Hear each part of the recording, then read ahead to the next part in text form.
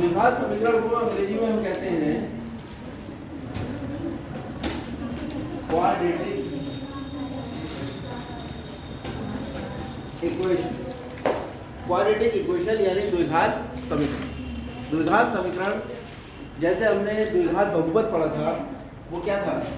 ax² plus bx plus c। क्या था? द्विघात बहुपद। और क्या पहचान है इसकी? सबसे बड़ी घात जो चर होगी वो चर की घात होगी घात होगी 2। ठीक। उसके बाद जितनी भी घातें होंगी वो सब 2 से कम होंगी। 2 से घातें कम कितनी होती है? तो 1 होती है या 0 होती है, यानी अचर पद। तो द्विघात समीकरण में अधिकतम 3 पद होंगे। पहले पद में घात 2, दूसरे पद में घात 1 और तीसरे पद में x की कोई घात नहीं।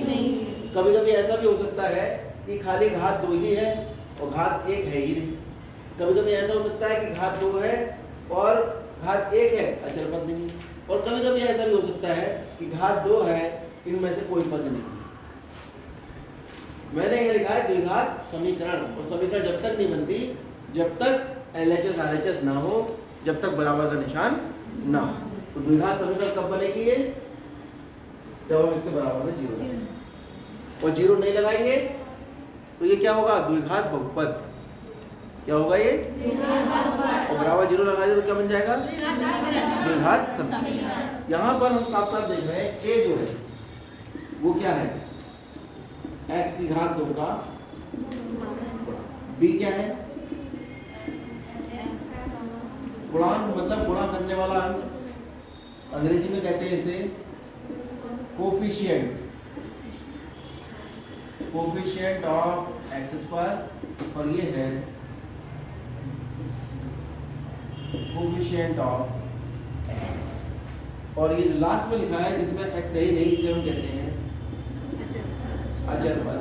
और अंग्रेजी में इसे कहते हैं यानी द्विघात समीकरण यानी क्वाड्रेटिक इक्वेशन में 3 पद होते हैं मुख्यतः, अधिकतम। और सबसे जरूरी स्थिति है कि जो a है वो द्विघात समीकरण में कभी भी 0 के बराबर नहीं होगा। क्योंकि अगर a 0 हो गया तो ये पद गायब हो जाएगा। और जब पद गायब हो जाएगा तो अधिकतम घात कितनी होगी? a तो द्विघात होगी नहीं। द्विघात के लिए अधिकतम घात कितनी होनी चाहिए? 2। घात 3 होगी तो भी द्विघात नहीं होगी, क्योंकि अधिकतम घात 2 होनी चाहिए। 2 से ज्यादा बड़ी घात होनी ही नहीं चाहिए। ठीक। इस पार्ट में एक तो ये a प्लस b का पूर्ण वर्ग का सूत्र आपको आना चाहिए। क्या होता है? और एक a माइनस b का वर्ग।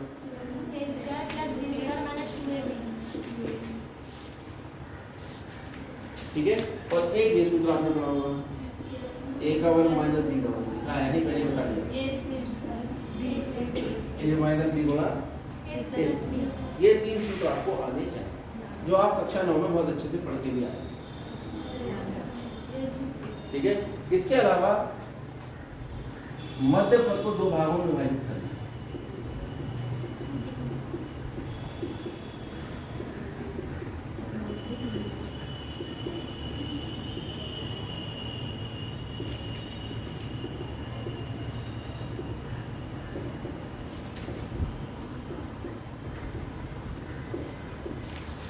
मध्य पद को 2 भागों में विभाजित करके गुणनखंड करना, ये आपको आना चाहिए। ये मैं अभी एक प्रक्रिया के द्वारा समझा रहा हूँ। इसी में मैं आपको समझा दूंगा कि द्विघात समीकरण के हल क्या होते हैं। क्या समझाना है?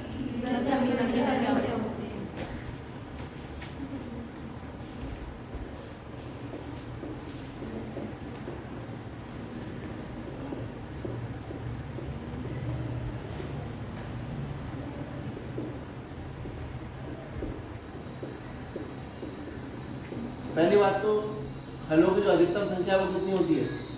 2। पहली। अब सवाल ये उठता है कि द्विघात समीकरण के हल होते क्या हैं? ठीक है। द्विघात समीकरण के हल जो होते हैं वो x के वो मान होंगे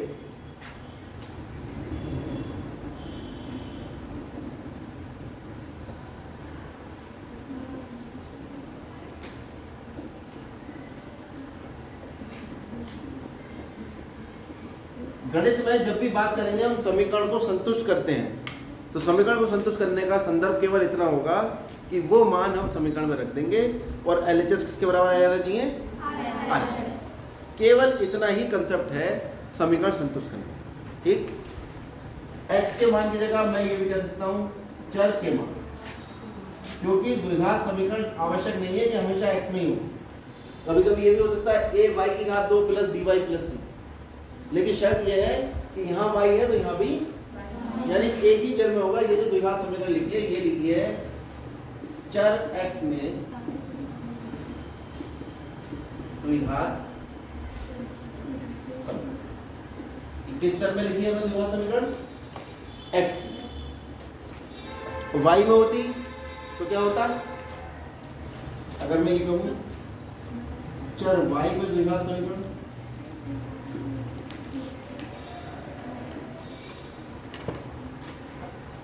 बताओ चर y में द्विघात समीकरण क्या होगी, a² plus by plus c बराबर। चर z में कितनी होगी, a² प्लस bz। ये जो a b c है ये वास्तविक संख्याएं होती हैं। ये कैसी संख्या होती है, यानी इनका मान 2, 3, 5, 8 कुछ भी होगा। लेकिन जो सवाल दिया होगा उसमें a b c का मान तो दिया होगा, लेकिन x का मान नहीं दिया होगा, वो हमें निकालना होगा।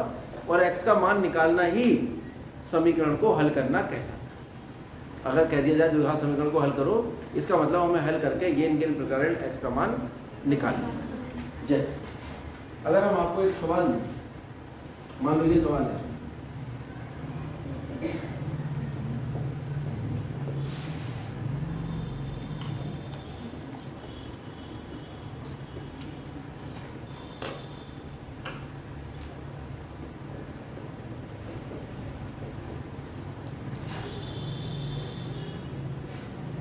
या तो सवाल ये लिखा होगा द्विघात समीकरण को हल कीजिए, या सवाल का रूप किस प्रकार का होगा, यह सवाल होगा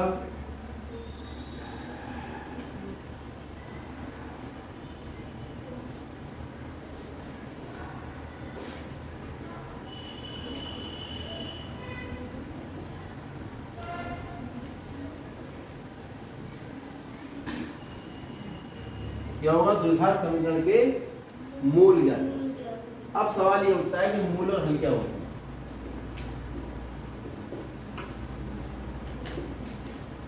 मूल या हल, इन्हें हम अंग्रेजी में कहते हैं रूट या सॉल्यूशन।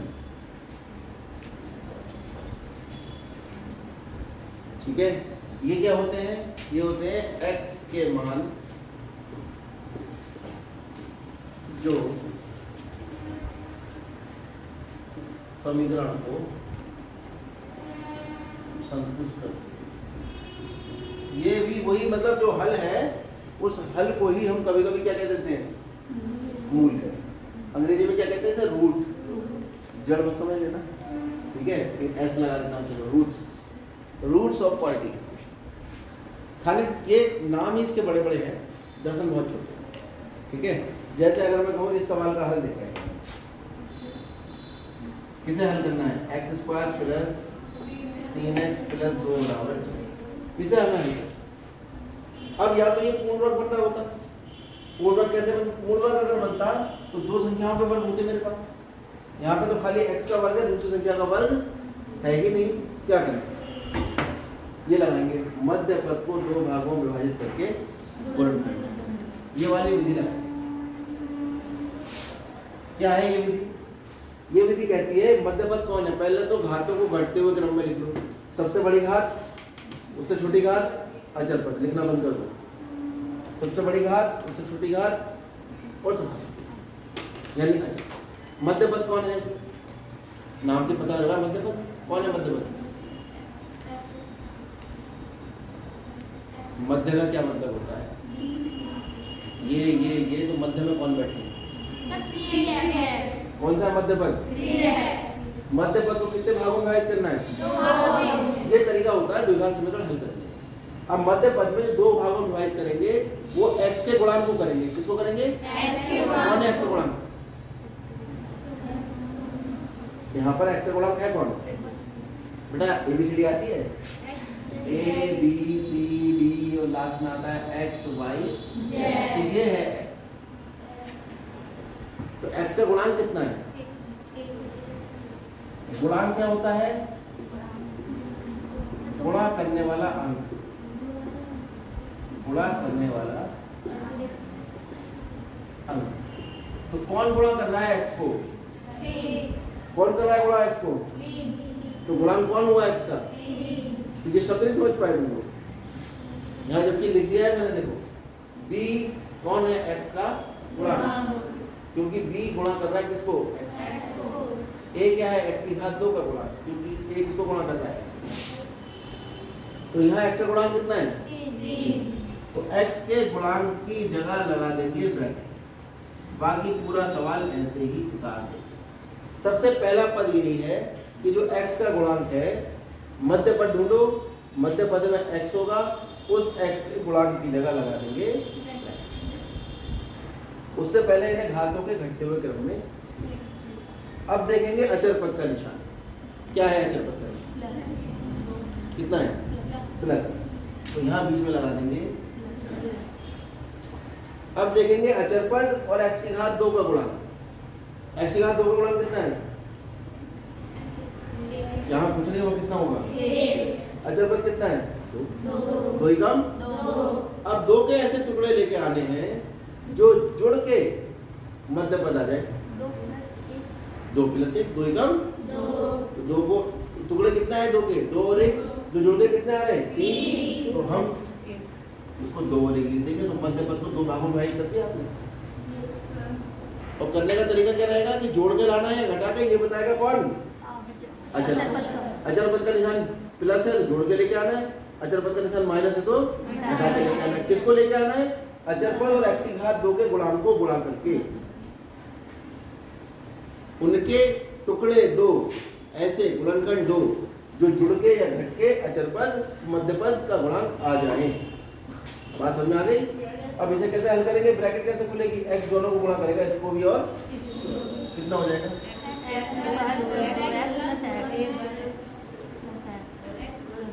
अब बन जाएंगे इनके जोड़े। क्या हम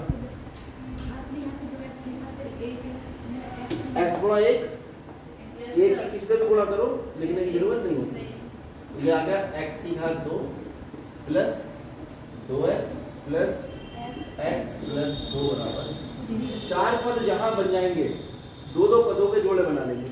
पहले 2 पद ये हैं और बाद के 2 पद ये हैं। इनमें आप ले लीजिए, इसमें से क्या कॉमन आ रहा है? x। जितना कॉमन आ रहा है उतना कम करके लिख दो। एक घात कॉमन लिए, एक कम हो गया, x बची, एक लिखते नहीं, प्लस x तो कॉमन आ रहा है। यहाँ पर जो आया है वही यहाँ आना चाहिए, तो x + 2 यहाँ आया और यहाँ पहले से x + 2 लिखा है।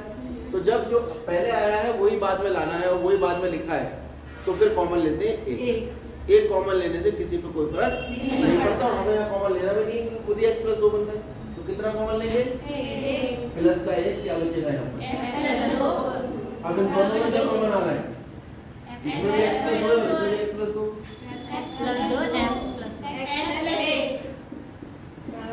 अब ये बताओ, दुनिया की 2 संख्याओं की गुणा 0 कब हो सकती है?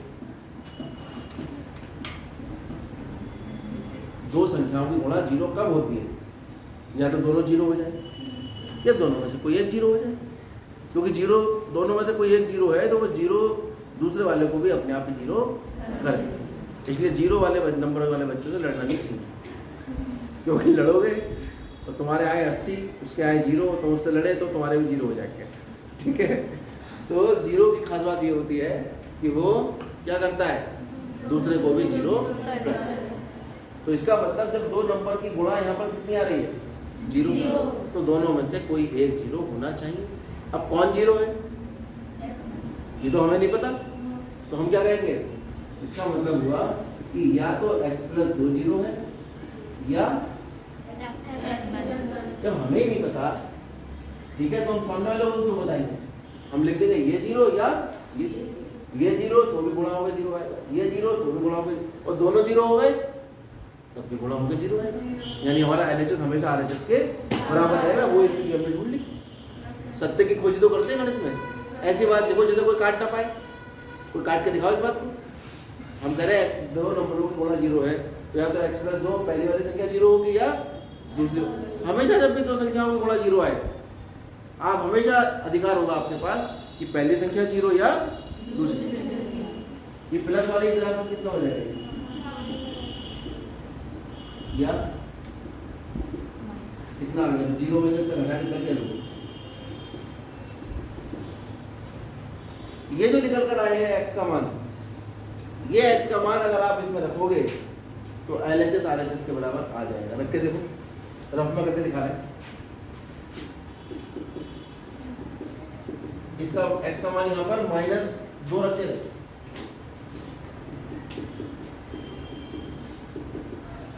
माइनस का वर्ग +4 प्लस -6 प्लस 4 2 2 6 में 6 गया, और -1 रख के देखो,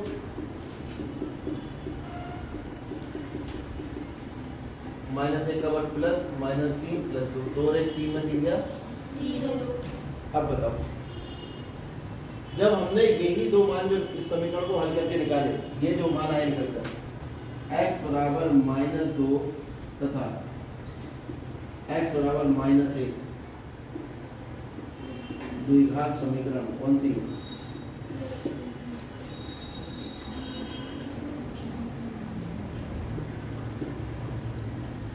हल, या क्या नाम है इसका दूसरा?